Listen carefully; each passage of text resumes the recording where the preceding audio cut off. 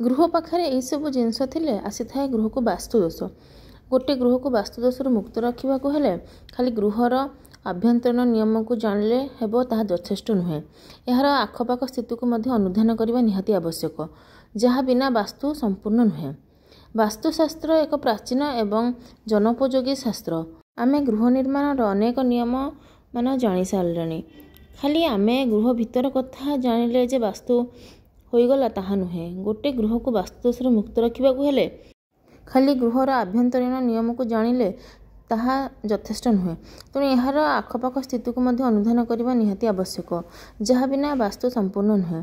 तेणु वास्तुशास्त्र प्रयोग कर जदि शुभफल पाइबा चाहूँगी तेबे उक्त गृहर पाखरे कौन सब रही आम जाना और यार सुप्रभाव और कुप्रभाव विषय में जाना निहाती जरूरी अटे। जानिबा को जिनिस घर पाखरे थिले वास्तुदोष लगी रही थाए।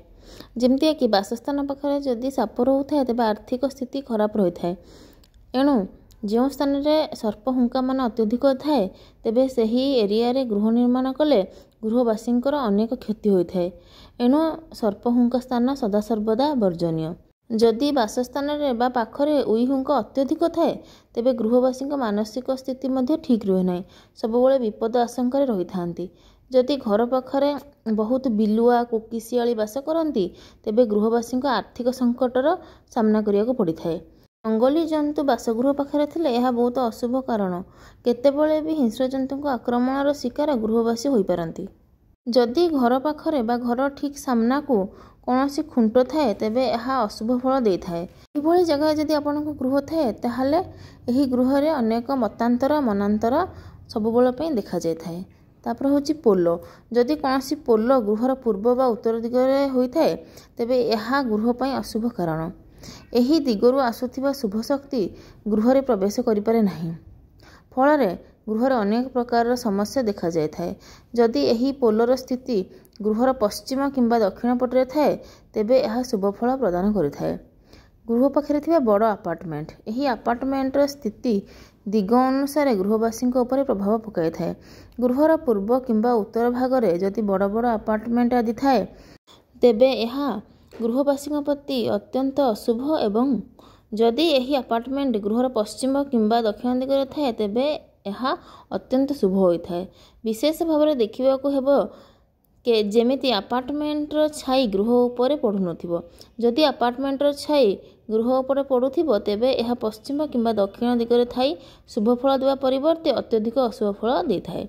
एही परिस्थिति गृहर आभ्यंतरीण वास्तु जेते ठीक कले भी गृहवासी को यार अशुभ फल भोगवाक पड़ता है।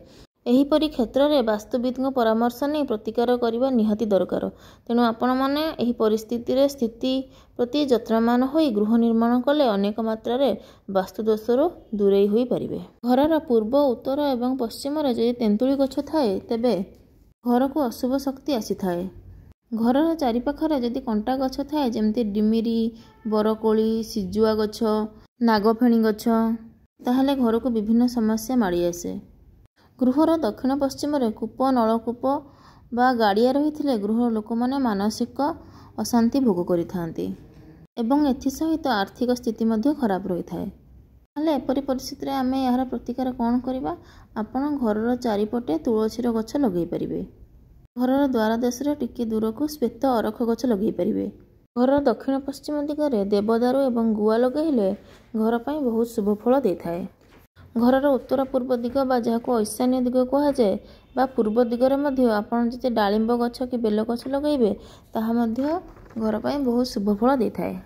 जदि घरर आखपाखरे को भी जगार हुंका अच्छी बा उई हुंका अच्छी ताहले ताकू आपण जल्दी खोलिकी सफा कर दियंतु। घरर आखपाख पाखरे केबे मध्य उई हुंका रखिबेनी। उई हुंका रखिले नकारात्मक शक्ति घर को प्रवेश करिथाए। यही सब नियम गुड़क मानि चलिले आपको वास्तुदोष केबे भी लागबनी। आ मन रखिए घर चतुर्पार्श्व को सब सफा रखिए। घर भीतर कि बाहर केबे भी अलिया करके रखिबे नाही।